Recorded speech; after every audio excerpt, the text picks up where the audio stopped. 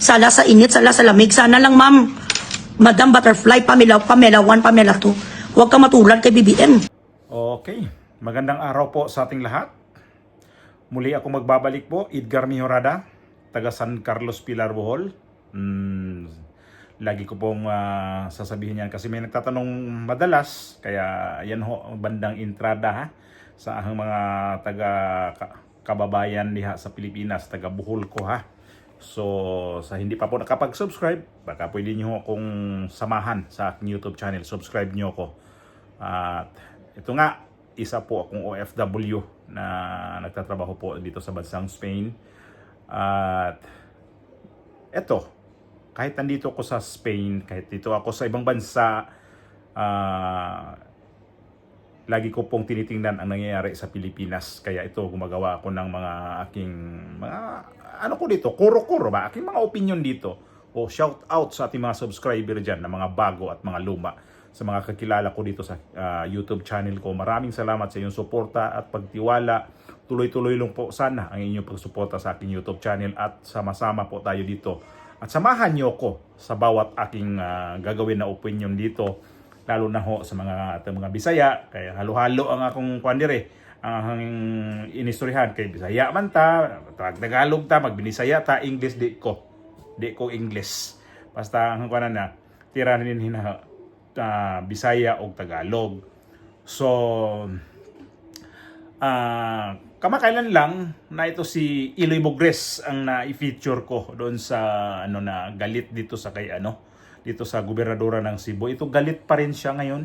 Nakita ko tong kanyang video na mayroon siyang warning dito kay Pambari 4 na basta galit.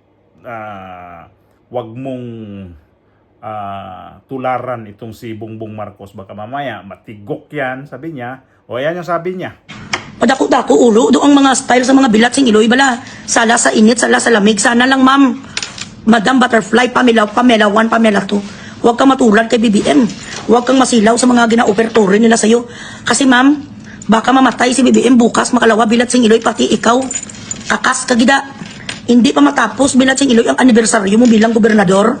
Pag natayshi mamayang gabi si BBM, which is most likely to happen because he has a cancer, tingnan mo naman ang katawan ngayon ni BBM, matatawag mo ng healthy. Inantay na lang nasa time booking, time bomb. Anytime na bilat sing Iloy ang tayo na lalabas na sa lalamunan niya dahil colon cancer na siya.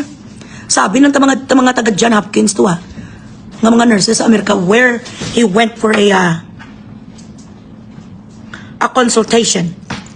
Ay, kung makinig lang naman din tayo sa mga siyempre, ito si Iloy Bogres.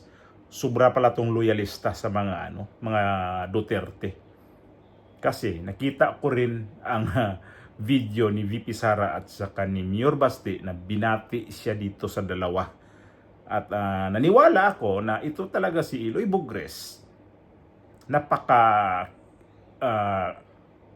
diehard supporter taga sa mga Duterte at kilala siya sa mga Duterte kasi hindi naman magganyan yan mga Duterte kapag hindi nila kilala. So, ayan yung video na binati. Eloy Bogres, daghan salamat sa imong padayon nga suporta. Mabuhay ka, may God bless you. Hello, mayong adlaw sa mga Eloy Bugis. Thank you masyado sa lahat ng suporta mo. Mabuhay ka. Kung hindi dahil sa iyo at sa lahat ng tulong mo sa suporta mo, wala na kami dito. Wala na rin ako dito. So, thank you masyado. Thank you very much. O di ba saludo ako doon? Sabi ko, ngayon ko lang to nakita na tong video na to na binati nga ito si Iloy Bogres na isang ilongga na wala sa pakialam. Basta ang importante na kapag ginalaw mo ang mga Duterte, eto ako, lintian kagid sa akin, sa akon pala. Nakatikim sa si Pambari 4 ulit ng maanghang na mga salita ni Iloy Bogres.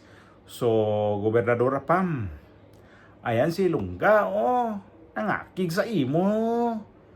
Hindi ka kasi matino, ma'am Huwag ka masyadong dikit dito sa mga Marcos kasi nga walang mangyayari sa iyong pagkagobernadora kapag ganyan. Kasi ang nakita ko ngayon sa Cebu, parang ang mga tao dyan sa Cebu ngayon hati ang kanilang mga opinion dito sa kanilang gobernadora.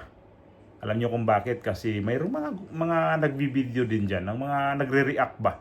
Mayroong anti at saka pro Bari 4. Pero nakikita ko sa mga nagko-comment, mas marami yung na nakikita nga nila na mumalimbing to. So ito, di nagkamali ito si Eloy Bugris. Kasi nga, nakikita kasi ni Eloy Bugris na inabando na nga ito mga Duterte. Kaya ito, galit na galit siya sa pag-iwan sa ere nito ni Pambari 4. Hindi pa naman natin alam kung talagang iwanan na ba talaga ni Pambari 4 ito mga Duterte, kasi hanggang ngayon hindi naman siya nagsasalita pa eh. Pero mayroon siya mga hapyaw-hapyaw na wala daw siyang color-color ngayon. Di ba sabi niya yun? Wala akong color-color ngayon. Basta ang siguro niya, kung sino yung magbibigay sa amin dito ng ayuda. So, ini color. Naunang nagbigay ng ayuda itong administrasyon ni Bongbong Marcos, gawa nitong trahedya sa Cebu, alam naman natin. Dinaanan pa sila ulit ng lindol noong nakarang araw. Wala pa si Pambari 4 nun. Nasa Japan. So, wag naman sana maulit yun kasi bugo pa din ang tinamaan sa lindol. Tapos nagkataon pa wala ang kanilang gobernadora kasi mayroon yatang pinuntahan sa Japan. Di natin alam kung ano ang kanyang pagpunta doon.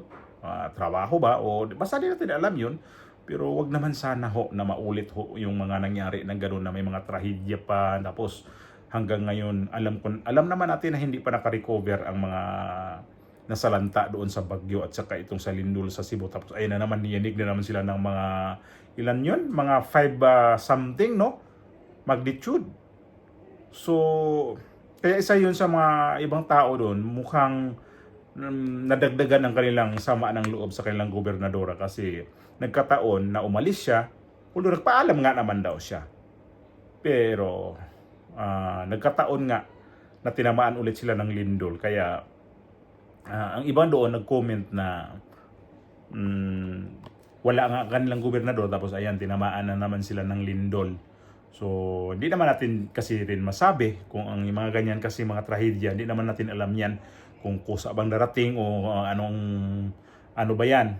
So, ganun pa man, siguro mayroon na, ang caretaker naman niya doon na iniwan yung kanyang vice gobernador, itong si Glenn Soco, yun ang iniwan niya.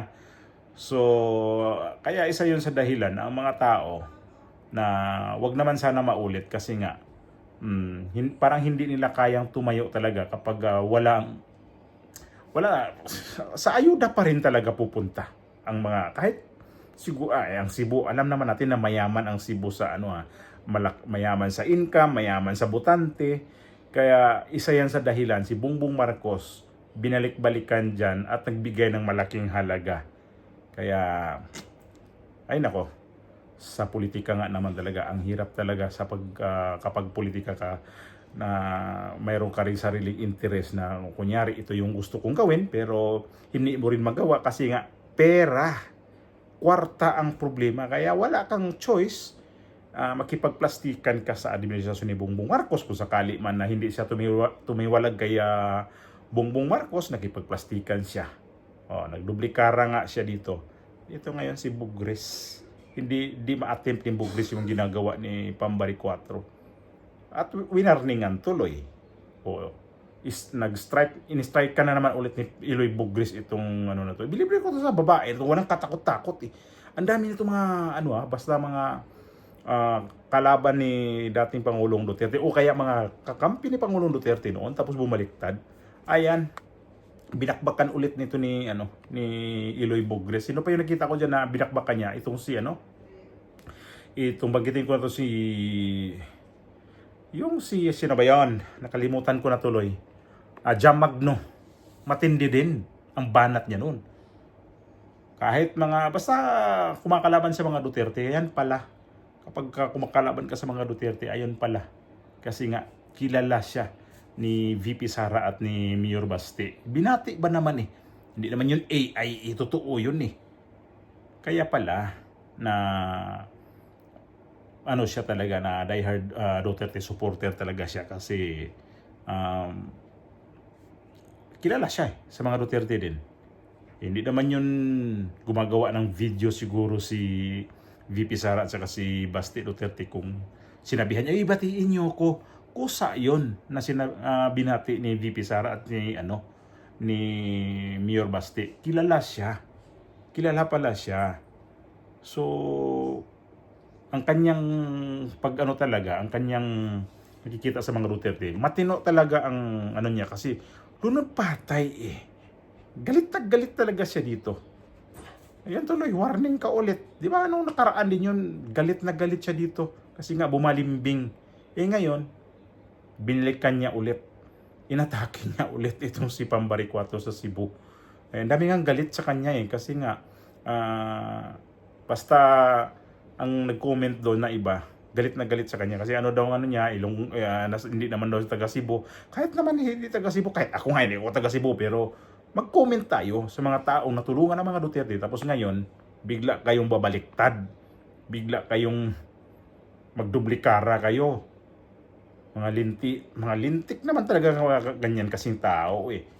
Kung ayaw nyo nang magdublikara kayo, huwag na kayong susuporta ito sa Hindi pabayaan nyo na. Kung yung magtrabaho na lang kayo, huwag yung manggamit pa kayo ng mga politiko dyan. Alam naman natin na ginagamit lang din talaga ito ni Pambaricuato itong si Bongbong Marcos kasi pera ang habol eh. Para yung mga tulong-tulong dyan sa nasalanta sa Bagyo at saka Lindol, mapabilis ang tulong. Wala nga update siya ngayon kung ano nangyari dyan sa sa Cebu ngayon. Ano ba talagang update na dyan sa mga nasalanta sa Bagyo at saka sa Lindol. Kawawa naman. Ayan nga, muntik-muntikan na naman silang daanan ulit ng Lindol nung nakarang araw lang. Binalita yun. Kung ako naman, sana makinig naman ang ibang politician. Kaya lang, pagka-politician ka talagang gahaman ka.